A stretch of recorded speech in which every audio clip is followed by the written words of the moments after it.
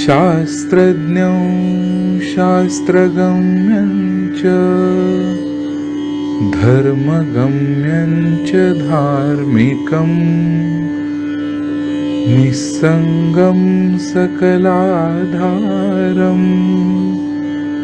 भक्तं स्वात्मरतं तथा वाग्मिनौ शान्तमूर्तिं च भक्तदुःखप्रणाशनं योगिनं माधवानन्दं सोऽहं रूपं नमाम्यहम्।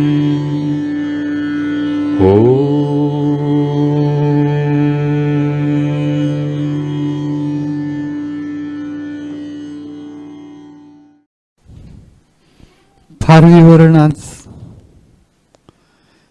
भगवद्गीता श्लोकावरती न करता आपल्याला आज विशेष कार्यक्रम करायचा। पूजनीय गजानन महाराज निर्वाण आणि पूजनीय कलावती देवी जयंती।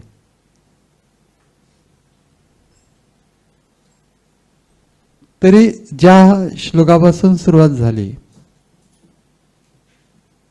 या आजच्या गीता नित्यपाठातल्या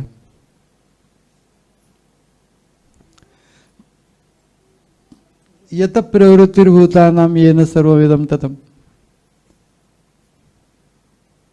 स्वकर्मणा तमभ्यर्च्य सिद्धिं विन्दति मानवः। याच्याशी सावरकरांची आठवण गुंफलेली आहे या श्लोकाशी। तेवढीच फक्त सांगतो की ज्या परमात्म्यापासून भूतांची उत्पत्ती होते आणि ज्याने सगळं जगत व्यापलेलं आहे,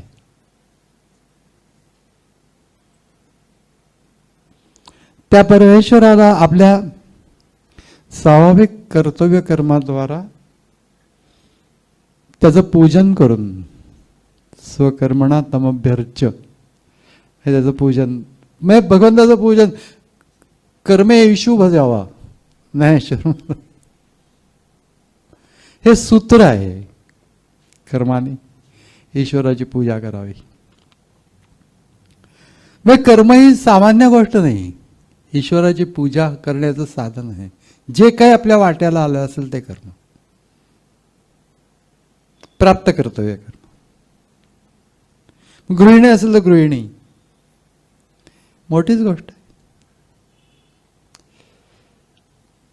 जो कोणी जे उद्योग नोकरी धंदा जे करत असेल ते गीतेने मोठा उजाळा दिलेला आहे की अरे ईश्वराची पूजा करण्याचं साधन आहे तुझं कर्म आहे। हो,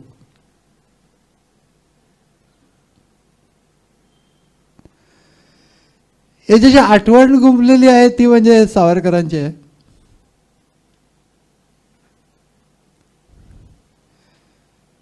की त्यांना अंदमानच्या तुरुंगामध्ये होते त्यावेळेला 1 का 2 पत्र लिहिण्याची परवानगी होती आणि त्याने आपल्या भावाला पत्र लिहिलं होतं। त्याच्यामध्ये आज त्याने म्हटलं होतं की माझी शारीरिक परिस्थिती चांगली आहे आणि त्याच्यापेक्षा मानसिक परिस्थिती अतिशय उत्तम आहे। त्या अंदमानच्या मध्ये माणसं डिप्रेस होऊन कित्येकांनी आत्महत्या केलेल्या आहेत। इतके ते वाईट जेलर तिथला आणि इतकं वाईट वातावरण होतं ते अंदमानमधलं। पण त्याने म्हटलं की माझी शारीरिक स्थिती जी आहे ती आणि त्यापेक्षा मानसिक स्थिती ही उत्तम आहे। याचं कारण गीतेमधल्या यत प्रवृत्तिर्भूतानां येन सर्वमिदं ततं स्वकर्मणा तमभ्यर्च्य सिद्धिं विंदते मानवः. या श्लोकाला त्याच्या आधाराने मी जे प्राप्त कर्तव्य कर्म आहे ते प्राप्त कर्तव्य कर्म हीच ईश्वराची पूजा, या पूजा भावनेने हे सगळं करत असतो. मग चक्की पिसण्याचं काम असं नका, पण मी ते पूजा भावनेने करतो. केवढी मोठी गोष्ट. सावरकरांच्या सारख्या महान पुरुषांनी ती गोष्ट उलगडून दाखवली आणि या श्लोकाचा त्यांनी रेफरन्स दिला होता. म्हणून असं वाटलं की आज जरी गीतेवर विवरण केलं नाही तरी सावरकरांची आठवण सांगायला काही हरकत नाही. इथं अजून एक जागा आहे, ते कोणी पुढे येऊन बसलं तर चालणार नाही. तर अशा रीतीने भगवद्गीता कित्येक महान पुरुषांचा, कित्येक मोठ्या पुरुषांचा आधार ग्रंथ त्यांनी मानला होता. हे सावरकरांच्या सारख्याने त्याच्यातला तो श्लोक उद्धृत करणं, आणि ते सुद्धा अंदमानमध्ये इतके खाल अपेष्टा कष्ट करत असताना तो उद्धृत करणं, आपल्याला बरंच काही शिकवून जातं की आपल्या वाट्याला आलेलं काम ही केवढी मोठी गोष्ट आहे. आणि ते ईश्वराची पूजा या भावनेने करणं गीतेचा संदेश, कर्मे शुभ जावा.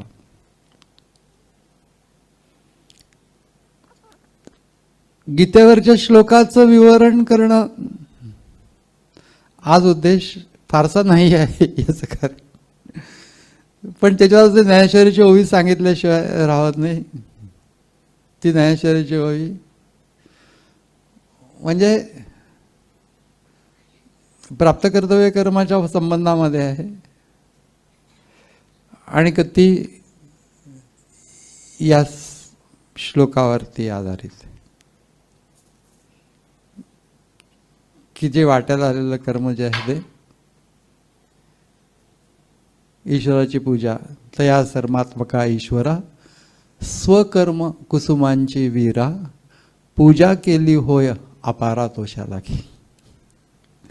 स्वकर्म ही कुसुमांसारखी असली पाहिजेत, म्हणजे इतरांना सुगंध देणारी असली पाहिजेत. मुळातच ते पुष्पासारखी असली पाहिजेत, आल्हाद देणारी कोमल असली पाहिजेत. बोलणं चालणं कसं असावं, ज्ञानेश्वरी बघावी. म्हणजे कमळावरती भ्रमर पाय ठेवी ते हळुवार, का कुचुंबेल केसर या शंका, ऐसेनी मार्दवे पाय भूमीवरील नेसतू जाय. भूमीवर असं ठेवत जातो. लागती ते होय जीवा सुख, जिथले त्या ज्या जीवांना ते पाय लागतात त्यांना सुख होतं, असं ज्ञानेश्वर महाराजांनी म्हटलेलं आहे. अप्रतिम श्लोक, अप्रतिम ओव्या त्याच्यावरच्या. खरोखरी जीवन जर का उंचवायचं असेल, भगवद्गीता ज्ञानेश्वरी सर्व संत वाङ्मय एकंदरीत. पण हा श्लोक विशेष आहे की तो असं सांगतो की तुमचं कर्म हे गौण मानू नका, ईश्वराच्या पूजेचं साधन आहे असं माना. हरिओम. पण आजच्या दिवशी त्यांच्या एखादी आठवण सांगू नये असं करता येणार नाही, यासाठी म्हणून एकच आठवण सांगतो त्यांचे. सिद्धारूढ स्वामींच्याकडे ज्यावेळेला होत्या कलावतीने, त्यावेळेला विलक्षण ईश्वर प्रेमामध्ये, नामस्मरणामध्ये ते विरघळून गेल्या होत्या. जवळपास स्वतःची शुद्धच नव्हती अशी स्थिती होती.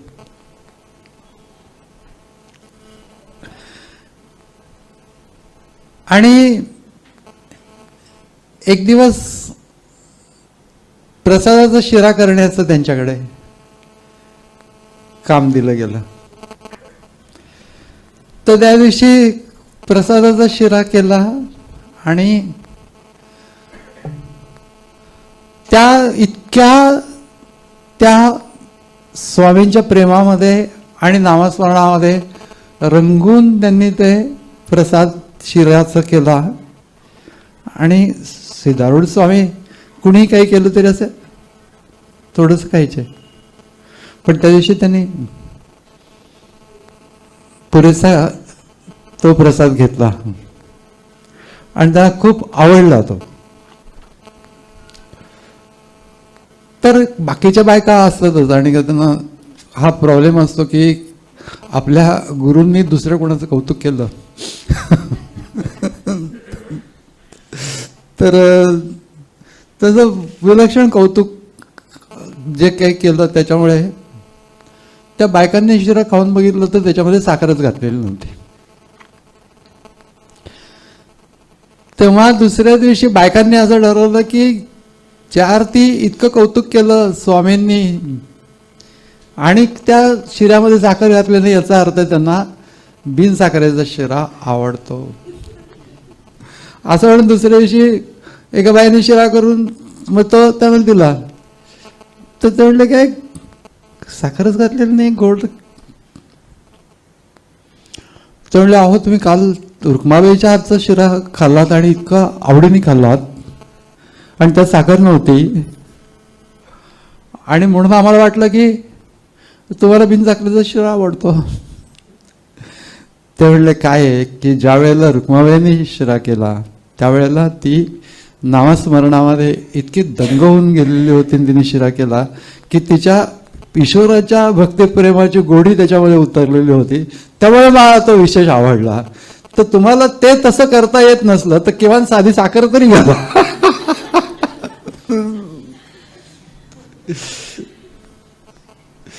सहज एक आठवण कलावती देवींची सांगितली की गुरूंचं सर्टिफिकेट मिळणं हे फार, तसं वरवर गुरु प्रोत्साहन देत असतात पण आतून अशा प्रकारचं प्रशस्ती पत्रक मिळणं, त्याच्यासाठी म्हणून ती व्यक्ती आत्मबोधाच्या पातळीवरती जायला लागते. आत्मबोध प्रशस्ती ये तय दिशेची ख्याती, तय दशेची ख्याती. तशा प्रकारची स्थिती कळावते देवींचे आनंद आठवणी सांगता येतील. पण आपल्याला आता आजचे दुसरे महात्मा गजानन महाराज ज्यांची आज पुण्यतिथी आहे त्यांच्याबद्दल बोलायचं आहे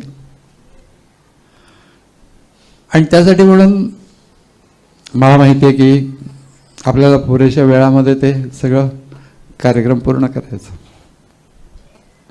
अशक्य गोष्ट आहे. नुसतं कलावती देवींच्या बद्दल सुद्धा एक आठवडा सतत बोलत राहिलं तरी पुरं पडणार नाही एवढं ते व्यक्तिमत्व आहे. इतके प्रसंग आहेत. हिमांशूने सांगितलंच की परमपूजनीय आई असं जे चरित्र त्या विशालाक्षी देवींनी लिहिलं, विशालाक्षी देवी खरोखर उपकार आहेत, विलक्षण उपकार. या लोकांचे दासगणू महाराजांनी जे गजानन विजय छोटी पोती विलक्षण उपकार आहेत.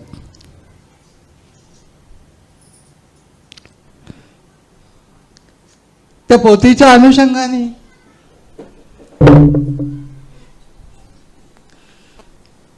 मी कधीही शिगावला गेलेलो नव्हतो. 4-1 वर्षापूर्वीची गोष्ट असेल कदाचित, त्याच्यापेक्षा जास्त माहिती लक्षात नाही माझ्या.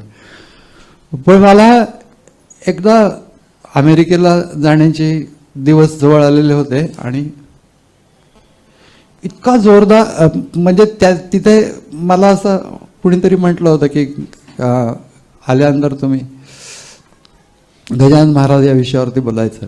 तर म्हटलं की आपण जरा अभ्यास तरी करू म्हणून ते पुस्तक घेतलं गजानन विजय आणि वाचता वाचता मला स्फुरण व्हायला लागलं. पहिला अध्याय वाचता वाचता मी प्रयाक्ताला म्हटलं की अगं मी सांगतो ते लिहून घे. आणि मग मी पहिल्या दिवसापासून सांगायला सुरुवात केली. वाचता वाचता स्फुरण व्हायला लागलं. खरं सांगतो मी की कधीही मी अगोदर गजानन महाराजांचं चिंचवडला त्यांचं मंदिर आहे तिथं एकदा माझं त्यांच्यावरती प्रवचन झालेलं होतं, पण मी ते संतांच्या या भूमिकेमधनं केलं होतं की संत स्तवन या स्वरूपामध्ये मी ते केलेलं होतं. म्हणजे गजानन विजयची पोथी वगैरे कधी वाचली नव्हती. आणि ते पहिला अध्याय वाचता वाचता माझं स्फुरण व्हायला लागलं. आणि प्रयत्न म्हटलं की आता तू लिहून घे म्हणून, आणि तिने ते लिहून घ्यायला सुरुवात केली. पहिल्या दिवशी पहिल्या अध्यायावरचं विवरण पूर्ण झालं. दुसऱ्या दिवशी सकाळी आलो त्यावेळेला माझ्यामध्ये दुसरा अध्याय होता. 19 दिवसात 19 अध्यायावरचं विवेचन पूर्ण झालं. कल्पनाच करत नाही की हा जो ग्रंथ आहे गजानन विजय भक्ती रसास्वाद हा 19 दिवसामध्ये पूर्ण झालेला आहे. नंतर ना त्याच्यावरती संस्कार वगैरे करायला लागतात, या सगळ्या गोष्टी आल्या. परंतु त्याचं जे विवेचन आहे त्याचं स्फुरण झालं. म्हणजे त्याच्या पाठीमागे भूमिका काय आहे, प्रत्येक प्रसंग घडला त्याच्या पाठीमागे भूमिका काय आहे, का गजानन महाराजांनी मला निवडलं या गोष्टीसाठी याची मला अजिबात कल्पना नाहीये. कारण की कधीही शेगावलाही गेलो नव्हतं, तर गजानन विजय ग्रंथही वाचला नव्हता. परंतु कसं काय माहिती नाही, पण ते स्फुरण झालं. आणि त्याच्यानंतर मुख्य म्हणजे शेगावच्या लोकांना ते भयंकर पसंत पडलं. मला फार आश्चर्य वाटतं. त्यांना मी प्रत्येक म्हणजे सगळे अध्याय झाल्यानंतर त्यांना पाठवत होतो. आणि त्यांच्याकडनं सर्टिफाय होऊन येत असे ते शेगावांना. आणि 19 दिवसामध्ये तयार झालेला हा ग्रंथ आहे. गजानन महाराजांचं चरित्र मग मी या सगळ्या गजानन विजय भक्तिरसामध्ये ते तसं प्रकट झालंय. मी काहीही म्हणजे काहीही केलेलं नाही ऍब्सोल्युटली. म्हणजे गजानन महाराजांचे जे अनेक चमत्कार आहेत त्यातला हा ग्रंथ निर्माण होणं हा चमत्कार आहे असं मला वाटतं. कारण काहीतरी माणसा बॅकग्राऊंड पाहिजे ना तर सगळ्यात तशा प्रकारचं विवेचन करताना. आणि मला स्फुरण व्हायचं त्याचं.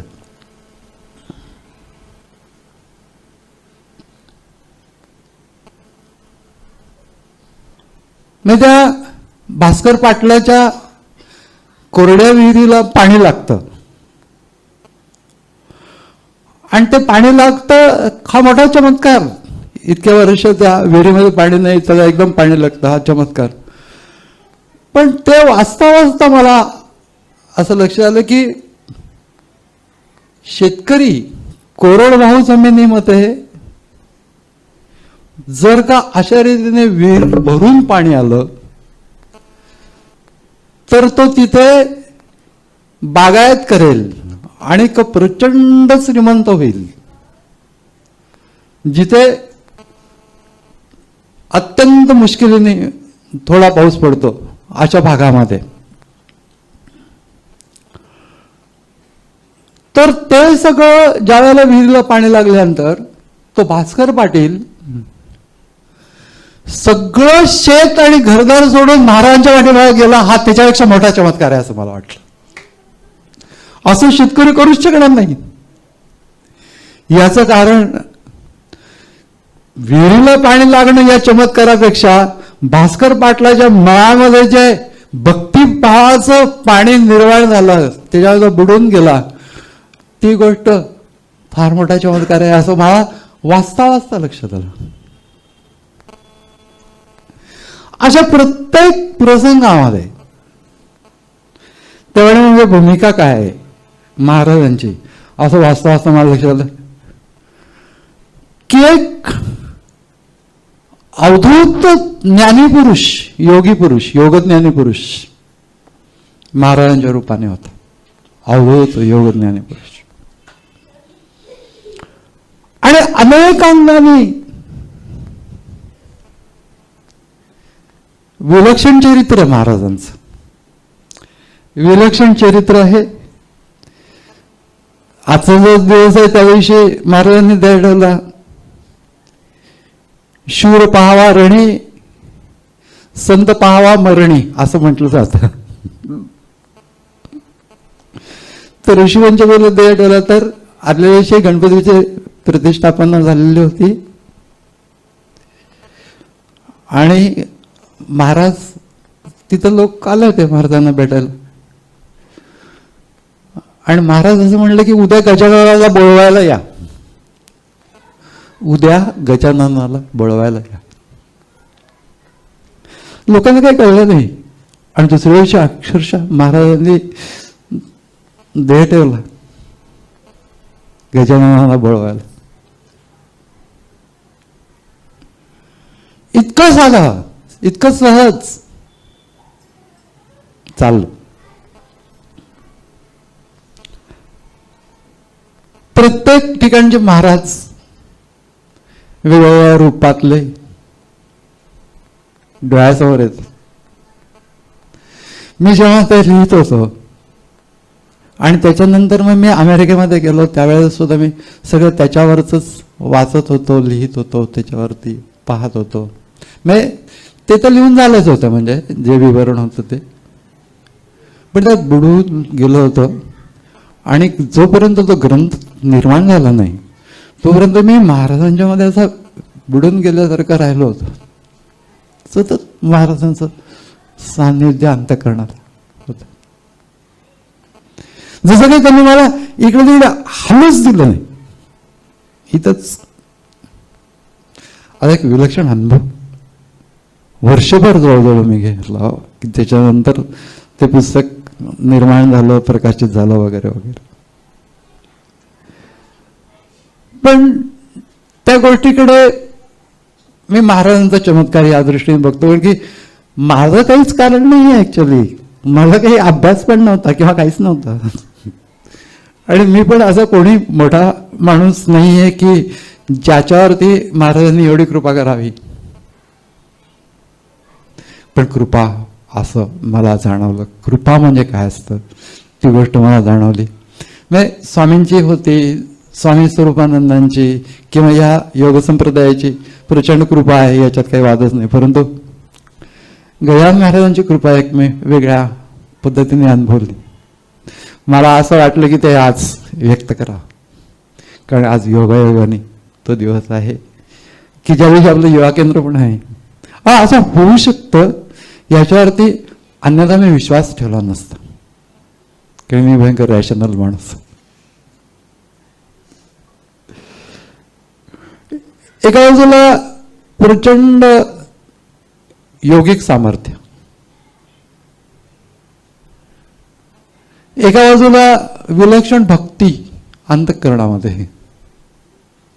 मी देह ठेवण्याच्या अगोदर महाराज पंढरपूरला गेलेले होते आणि त्यावेळेला पांडुरंगाच्याकडे बघून त्यांच्या डोळ्यामधनं अश्रुधारा वाहत होत्या. जवळच्या माणसाला आश्चर्य वाटलं की जन्मात हा माणूस कधी अश्रुधारा मला नाही आहे खरं तर. महाराज हे असं कसं झालं असं विचारलं तेव्हा ते म्हणले की ते तुला कळण्याच्या पलीकडची गोष्ट आहे, त्यामुळे मी तुला सांगत नाही. पंढरपूरच्या पांडुरंगाने मोठ्या मोठ्या संतांना इतकं आकर्षित केलेलं आहे. म्हणजे एका बाजूला विलक्षण मोठा भक्त. अजून एक गोष्ट आहे की सबंध चरित्रामध्ये प्रत्येक ठिकाणी महाराजांची शिकवण आहे, महाराजांच्या व्यक्तिमत्वाचं प्रकटीकरण आहे. कुठला अँगल घ्यावा हे माहिती नाही. मी ज्या उज्जैनला मोठं फार सुंदर मंदिर आहे, ज्या ज्या स्थळी महाराजांनी लीला केली, पिंपळगावला उदाहरणार्थ 2 दिवस 48 तासाच्या वर महाराज समाधीमध्ये होते शिवमंदिरामध्ये. गावाच्या बाहेर तो एक ओढा आहे, ओढ्याच्या पलीकडे ती जागा आहे शिवमंदिराची एकांतामध्ये. तर अशी जी सगळी स्थळं आहेत ती मी प्रत्यक्ष जाऊन बघितली. त्याच्यानंतर नागपूरला गेलो होतो तेव्हा आम्ही एक टूर काढली आणि सगळी स्थळ प्रत्यक्ष जाऊन बघितली. ओ हो हो हो, असं वाटलं की गजानन महाराजांनाच भेटतो प्रत्येक ठिकाणी जाऊन. म्हणून प्रत्येक वेळेला असं वाटलं की महाराज शिकवत आहेत, महाराज शिकवत आहेत, दाखवत आहेत, व्यक्तिमत्व प्रगट होत आहे त्यांचं. भक्तानुकंपिनम देवम, अनुकंपा किती असावी भक्तांची. त्या भाऊ कवरची भाकरी पिठलं, त्याला असं वाटलं की महाराजांना घेऊन जावं, आणि तो घेऊन आला, निघाला.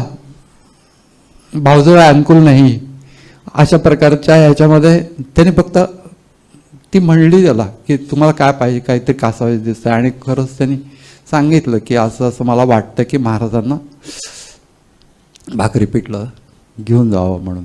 साध्याच गोष्टी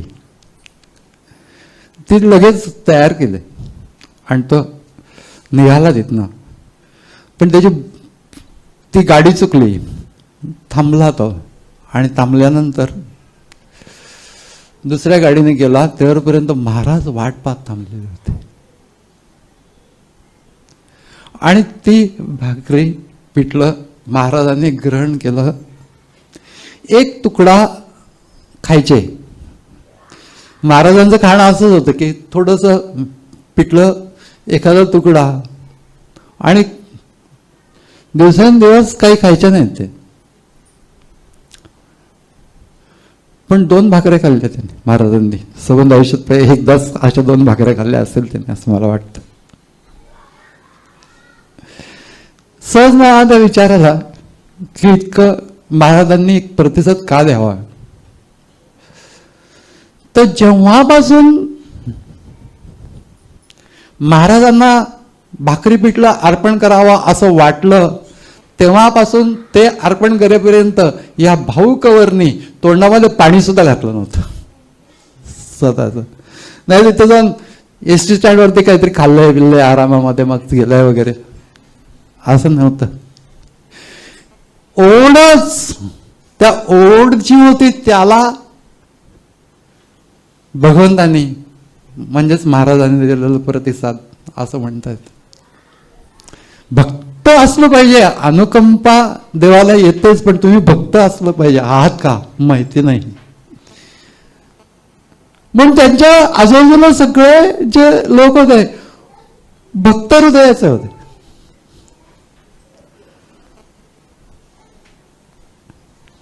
प्रत्येक ठिकाणी महाराजांचे कुठले ना कुठले तरी गुण प्रगट होतात. की बंकटलालच्या शेतामध्ये ज्या वेळेला त्या आग्या माशांचं मोहोळ उठलं, या लोकांनी हुरडा पार्टी करायला ठरवलं होतं आणि ते पेटवलं, त्यावेळेला वरती मोहोळ होतं, त्यांना लक्षात नाही आलं आणि ते सगळं उठलं आणि सगळं महाराजांच्या सोबत अंग जणू काही झाकून गेलं त्या माशांनी. सगळे लोक पळून गेले होते. आणि थोड्या वेळाने फक्त एकटा बंकटलाल पाठीमागे आला की महाराजांना काय झालंय बघावं म्हणून. त्यावेळेला महाराज असं म्हणले, जा बायांनो, माणसं यायला लागली. म्हटलं सगळ्या माशा उडून गेले.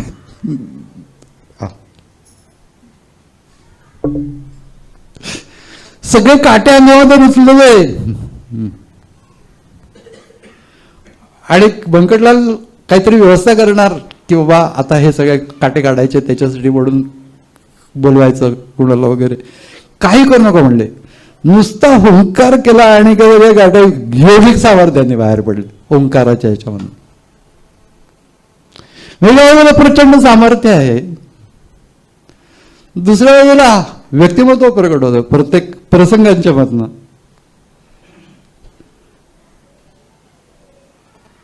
आणि त्या समाधीचं मी तुम्हाला सांगितलं की त्या पिंपळगावच्या तिथं समाधी लागली महाराजांची. त्यावेळेला 2 दिवस समाधीमध्ये होते.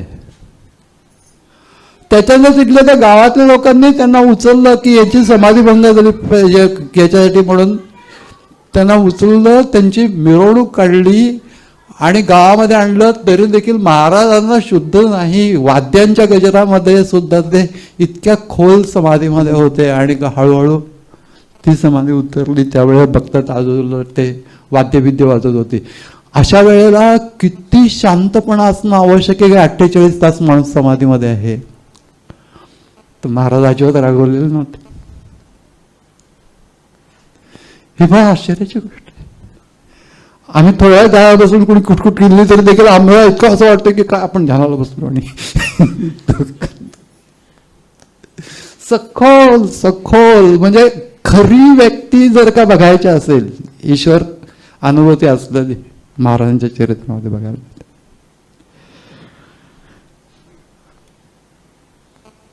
प्रत्येक वेळेला शांत होतं, सामर्थ्याचं प्रचंड होतं.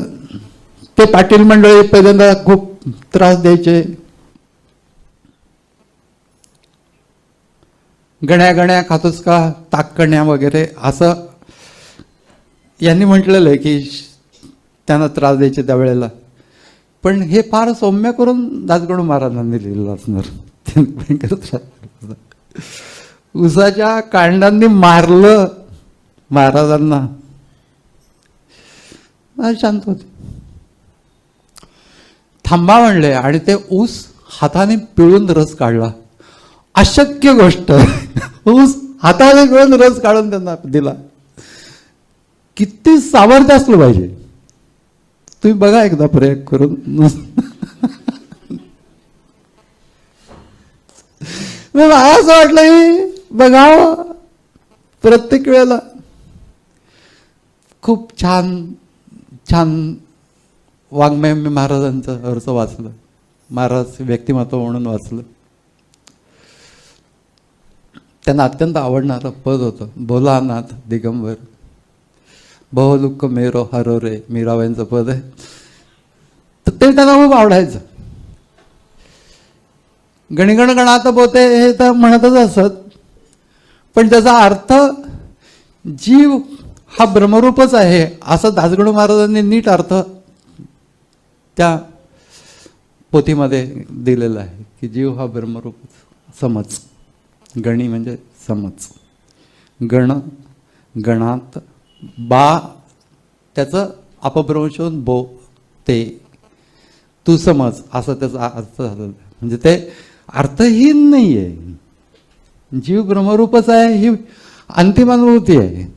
आणि तेच ते म्हणत असत गणिगण म्हणत बोते. म्हणून एका बाजूला भगवान शंकरांचे भक्त होते विलक्षण. कुठे राहील तरी महाराज शंकराच्या मंदिरामध्येच राहत असत. त्यामुळे त्यांना ते मीराबाईचं पद आवडत होतं. ते आपण आता ऐकणार आहोत. यस्य स्मरणमात्रेण चित्तं भवति निर्मलं स्वामी समाधवानन्दो नित्यं वसति मे हृदि. ॐ तत्सत्.